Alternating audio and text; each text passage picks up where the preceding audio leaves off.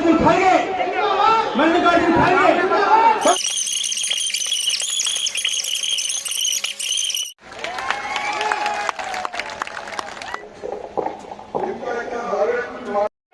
मल्लिकार्जुन खाएंगे। Congress party doctor Akhilesh Prasad Singh, Rahul Gandhi, Sonia Gandhi, doctor Javed आजाद के माध्यम से मैं तमाम लोगों से आग्रह करता हूं, आप सभी लोग इस मंच के सामने पधारे। हमारे कांग्रेस पार्टी के राष्ट्रीय अध्यक्ष, हम सबों के अभिभावक श्री मल्लिकार्जुन खड़गे जी किशनगंज की पावन धरती में पधारे हैं कि हम देश को बचाने का एक चुनाव है, देश के डेमोक्रेसी को बचाने का एक चुनाव है, देश के संविधान को बचाने का। जमहूरियत के साथ संविधान को भी बचाना है, ये चुनाव है। और अगर इसमें हम कुछ गलती किए, फर्ज करो गलती से कुछ फिसल गया तो तुम्हारे हाथ से पूरा चला जाएगा। कोई आके आपको भड़का देगा, मुसलमानों के नाम पे भड़काएगा, कोई आके हिंदुओं के नाम पे भड़काएगा, कोई आके आपको किसी और जाति धर्म के नाम से भड़काएगा। लेकिन उससे अगर उस झांसे में आप पड़ गए तो समझो हमारे आगे के नस्ल को आप खत्म कर रहे हैं, उनके हकूक को छीन रहे हैं और उसका सारा पाप आपके ऊपर है।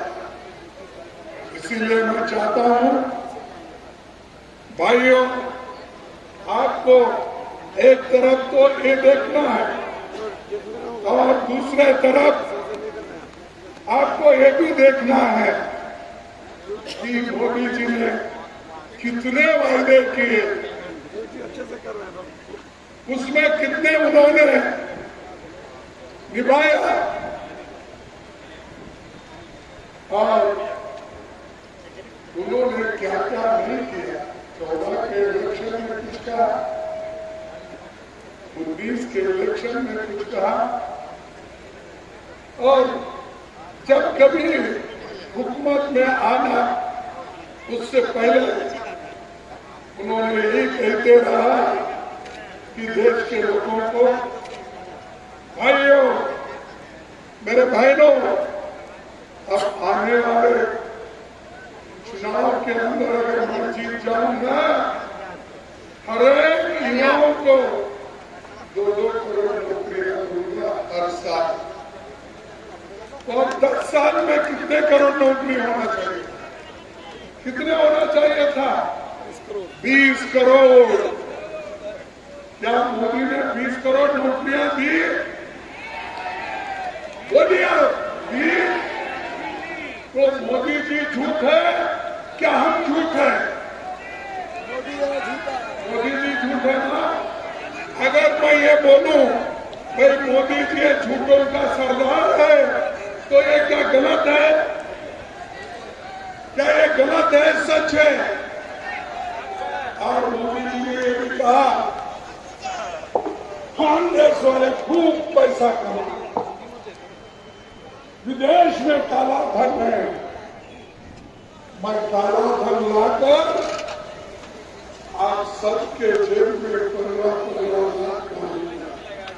ये कहा या नहीं कहा? फिर 15 लाख मिले आपको? नहीं। तो मोदी झूठ है क्या हम झूठ है? तीसरा उन्होंने कहा भाइयों मैं किसान की आमदनी दुप्पट कर दूंगा, डबल कर दूंगा। किसान की आमदनी दुप्पट हो गई, हुआ नहीं हुआ? तो मोदी झूठ है क्या हम झूठ है? तो अब तो समझ में आ रहा ना कौन झूठ है कौन सच।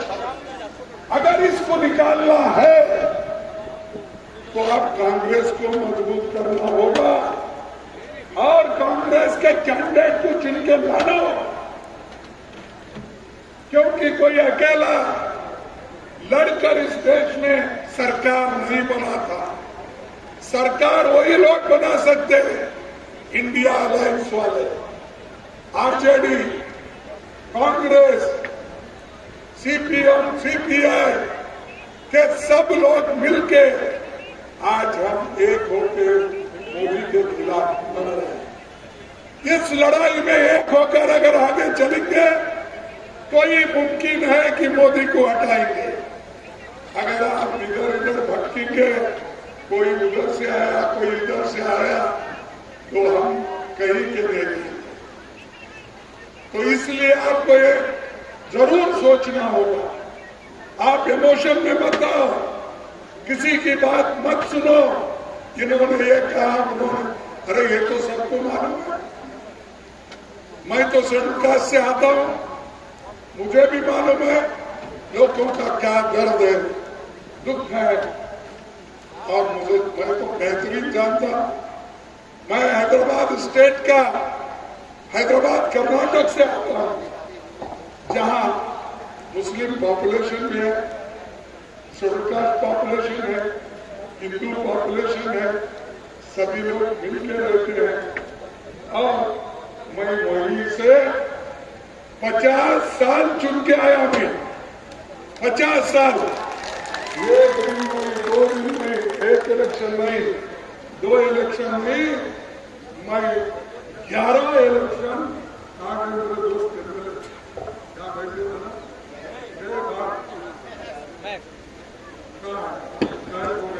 चलो, तो 11 इलेक्शन मैंने जीता। ये 12वां इलेक्शन किसी वजह से आरएसएस के खेल से गया, लेकिन फिर मैं राज्यसभा में आया सोनिया गांधी जी के कहने पर। क्यों कि मुझे हुकूमत में इसलिए बनना है कि हमारे लोगों की सेवा। मैं ये नहीं चाहता कि कोई बोलते मेरे को 82 साल हो गए,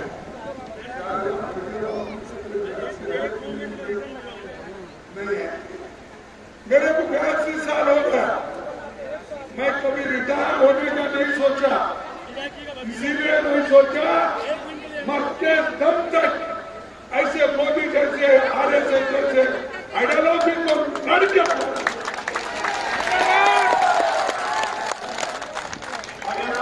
कर गए तो मर गए। डरना नहीं, अच्छाई के लिए कुर्बानी देनी पड़ेगी। अच्छाई के लिए हम एक होना, ठीक है, किसको मिला किसको नहीं मिला।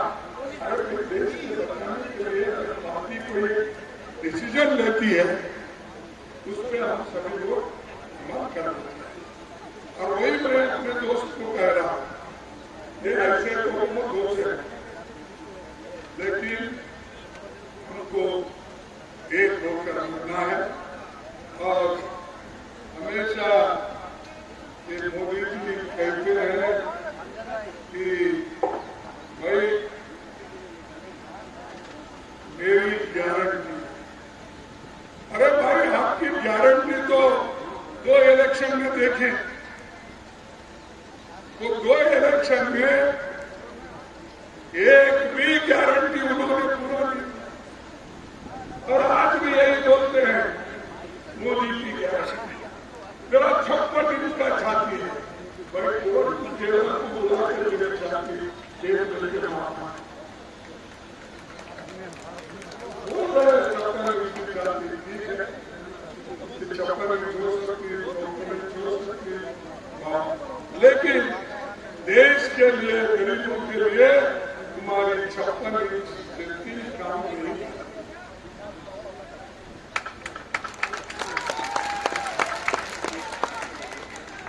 तुम क्या कर रहे हो?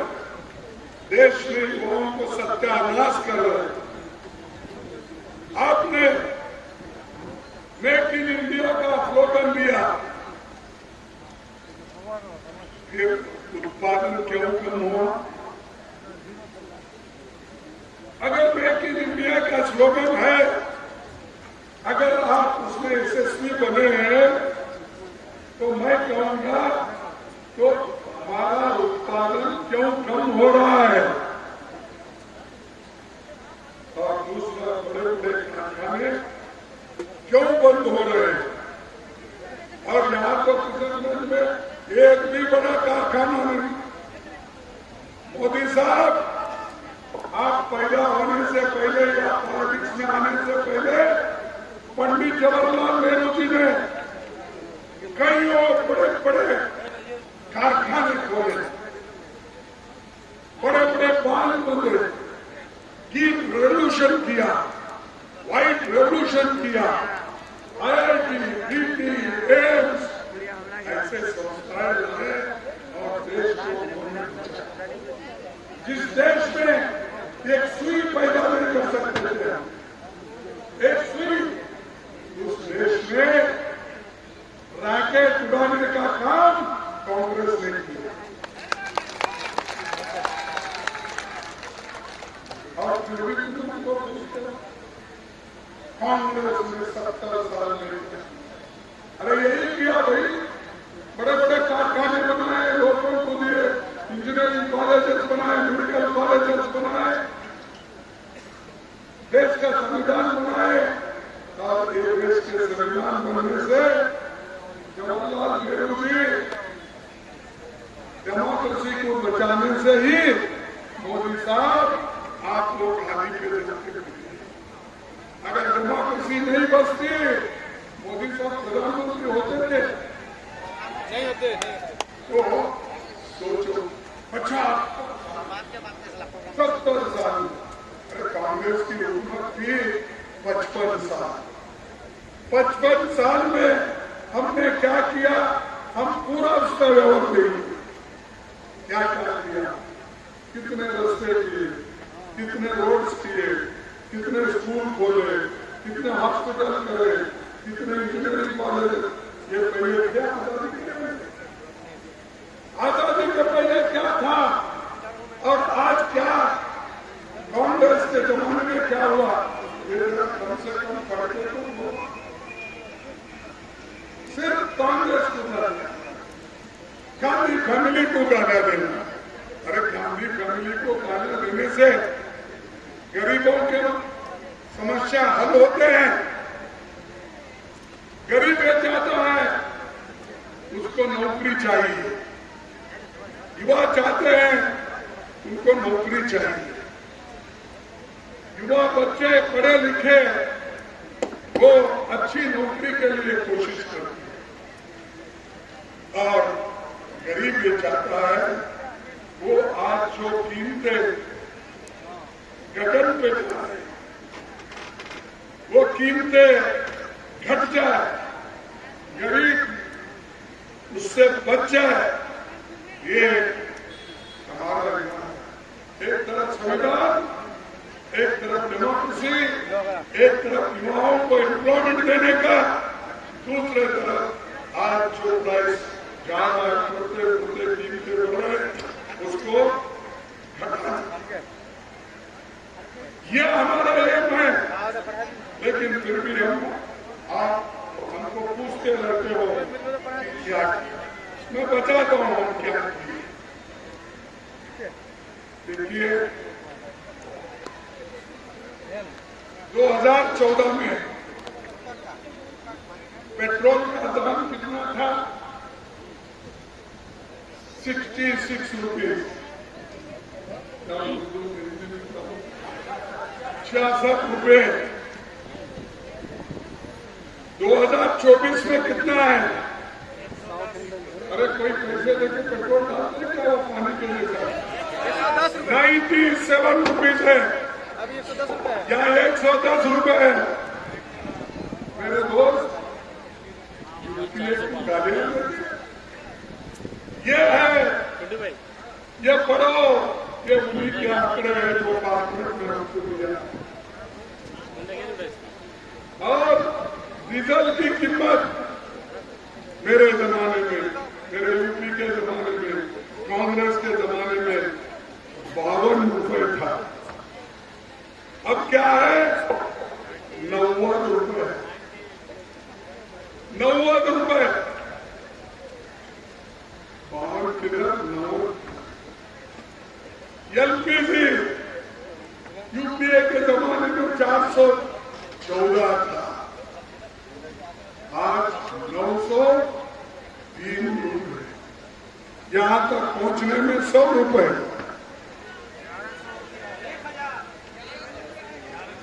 हाँ, 1000 माफ करना, आपने दुरुस्त किया, इसलिए मैं आपको सलाम करता हूं।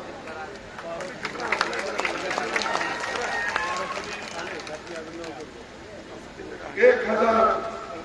आटे की कीमत 10 केजी की 210 थी, आज 447 रुपए। दूध की कीमत 39 रुपए थी। हमारे पास बोलते हैं कि 33 करोड़ देवता है, सच है? देखो, अब 33 करोड़ देवताओं को याद करने वाला मोदी यहाँ के 140 करोड़ लोगों का देखभाल करता। और ऊपर से ये लोग कांग्रेस के लोग हमारे खिलाफ, हिंदुओं के कौन बोले? बड़ी मल्लिकार्जुन खड़गे। मल्लिकार्जुन बोले तो मालूम है आपको? अरे ये भी शिवा का नाम है, तो मेरा नाम ही शिवा है, तो प्रकाश जी बताइए मैं कहाँ का हूं? मेरे को किस थैले में बिठाते हो? किसके झोली में डालते हो? नरेंद्र मोदी को चंद लोग अपनाए, मैं तो आप ही के साथ हूं। आप बोले सो काम कर रहा हूं, देश को मजबूत कर रहा हूं, देश के लिए लड़ रहा हूं, तुम्हारी खेती करता हूं, तुम्हारे साथ चलता हूं, तो मेरे की चोरी नहीं है। तो इसलिए मैं अपने दलित भाइयों से, मुसलमान भाइयों से, छोटे मोटे व्यापारियों से, खेती करने वालों से, या जो अपर कास्ट में गरीब लोग हैं, उनसे यही अपील करता हूं कि आप आगे बढ़ो, एक हो जाओ। जब आप एक हो जाएंगे, मोदी साहब क्यों बांटो।